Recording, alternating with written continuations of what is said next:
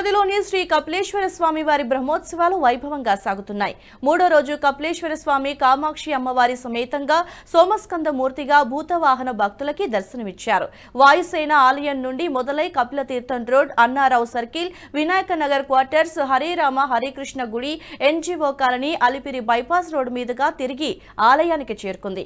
భక్తులు అడుగడుగునా కర్పూర హారతులు సమర్పించారు. భక్తజన బృందాల చెక్క భజనలు, వాయిద్యాలు ఆకట్టుకున్నాయి.